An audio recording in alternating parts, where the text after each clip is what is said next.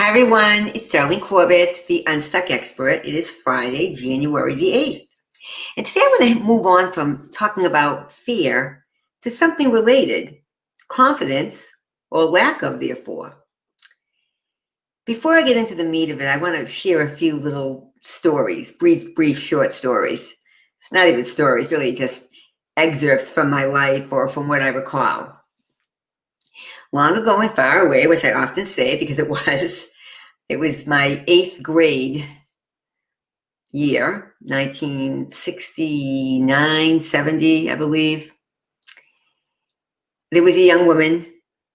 I'll just say her name was Laura. It wasn't, but it's close. I remember her name very, very clearly. She was a young woman that seemed to have a lot of confidence. She wasn't beautiful. She wasn't unattractive, but she wasn't a beauty. She wasn't a girl had a reputation. Unfortunately, back then, young women could acquire one. She wasn't arrogant. She looked pleasant. I didn't really know her. But she had something that a lot of young women back then did not. She had confidence. She exuded it. She thought she was something. And again, not in it didn't appear to be that she was conceited. She just seemed to feel comfortable with herself. She attracted friends and she attracted boyfriends. She went out with a lot of different guys, 13-year-old boys, really. But it was confidence. How did she get it back then, so young? Who knows?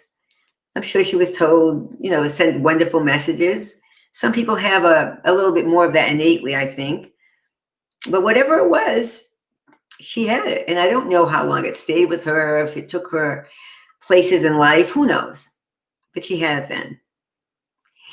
Fast forward several years. I have a lovely friend who I'm very close to. She is an amazing person. And she was out in the dating world for a while and she just had it. She said, it's a difficult area to navigate. She's correct. As a therapist, I hear it all. I hear about all the apps, all the dating sites, and all the difficulties around that. But she had a friend who was divorced, and we would say Rubenesque. How about that? And this woman did not let her Rubenesque figure interfere in her desire to get out there and just be out there and recognize that she had a right to be out there. And my lovely friend said, this woman has a lot of confidence. She's just out there, Darlene. I don't know if this woman met the love of her life or dated a lot, but she certainly was not going to let her body derail her, curtail her. So many people do. They find that they're not enamored with their body, to put it mildly. And being overweight in our society is not always easy anyway, but she didn't allow it. Not everyone likes their body, even when they're not overweight. That's a whole nother story, a whole nother topic for maybe a whole nother time. But for today, in terms of confidence, both that young woman from long ago and this woman from more recent times obviously had something. They had some kind of confidence. There was a man named Jeffrey Jeffrey Skilling. For those of you who read the book Enron, you will recognize his name. And I bring him up here. I think he's in prison now, or was in prison for that whole scandal with Enron. But before he got into Enron, he had applied to Harvard Business School. The interview he received, he was lucky, it was coveted, but he did get an interview. It wasn't going well. The interviewer said to him, "Why should we accept you?" And Jeffrey Skilling, I think it's Skilling, looked at the interviewer and said, "Because I'm what good. That's why." Four-letter word, yes, that I do not use when I'm in professional realms or on video or on podcasting. But he used the word. Guess what? He exuded something because he got into Harvard Business School. Now, I wouldn't use that word, and a lot of other people wouldn't, but he had enough chutzpah, as my Jewish friends would say, to say, I'm it, I'm good. Muhammad Ali, I heard recently, said, I said I was great before I was great. And he kept saying it over and over. And that's what we're going to talk about soon. We're going to talk a lot about that over the course of my videos. But he became great. Now, obviously, he had the physical acumen, the athletic gifts to be able to rise to that level. But was it nurture? Was it nature? Was it because it nurtured, because he refined and exercised and practiced and visualized? I would say that certainly helped. Who knows if it was most of it? We'll never know. It's hard to discern these things sometimes. But he had confidence. Confidence, confidence, confidence. I just heard the author, Jack Canfield, in a webinar. I like to learn a lot. He was rejected 144 times before he got his book published, Chicken Soup for the Soul. Look where it is now. He was able, there's other elements we know, there's resilience and tenacity, and we'll get to that at another time. But today it's about confidence. You have to have confidence, though, to operationalize those. Enough confidence that you say, I'm going to get back up and stand up. But confidence is where we often get to the next level. Those other elements are important too. And as a matter of fact, I think the ingredient of tenacity is the one that really gets us over the hill. But you have to have some confidence that you can do it. On New Year's Eve, we watched the movie Hitch. I didn't know what it was about. And it was really quite delightful with Will Smith, Eva Mendes, Kevin James.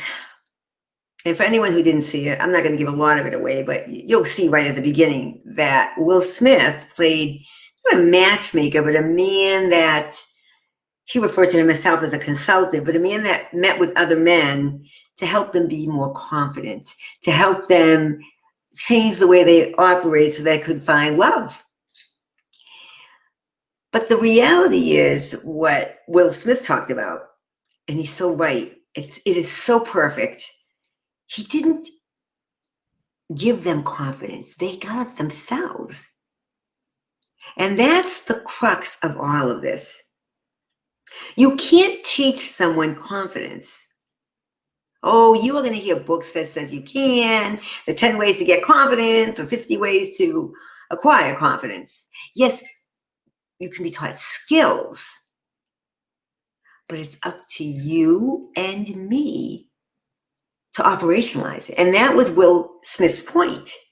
He gave them suggestions, and especially Kevin James, because, well, he was one of the main characters, but Kevin James used some of what he suggested, but incorporated it within his own personality.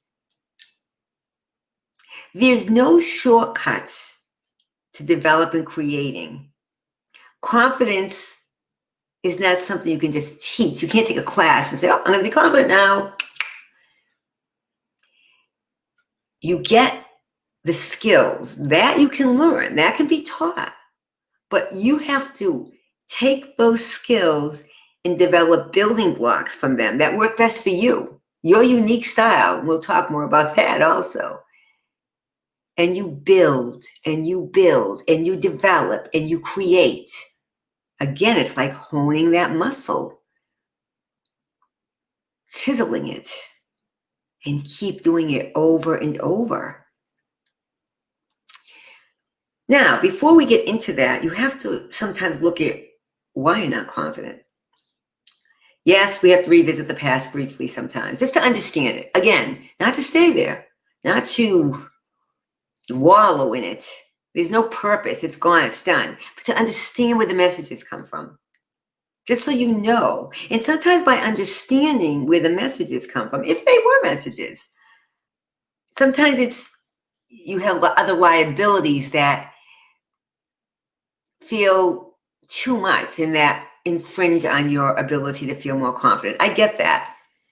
The world is full of unfairness, and not everyone has, perfect symmetry, physically, come from the perfect family. So there are very much extenuating circumstances that can impinge and infringe but you can develop it. You can circumvent that. You can get over those messages or that poor self-image by learning skills, by practicing skills through visualization and self-talk. It can be done.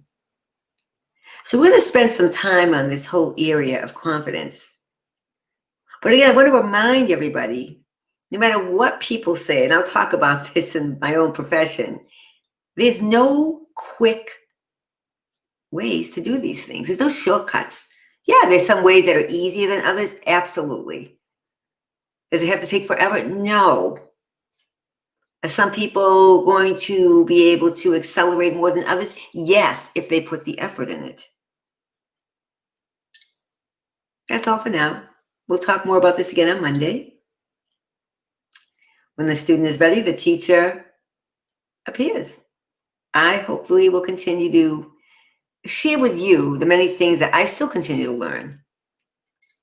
In the meantime, come on back. If you want to learn more about me, DarleneCorbett.com. You want to read my book, Stop Depriving the World of You, which I want you to do. You can find it many places. How about that? Until Monday, bye.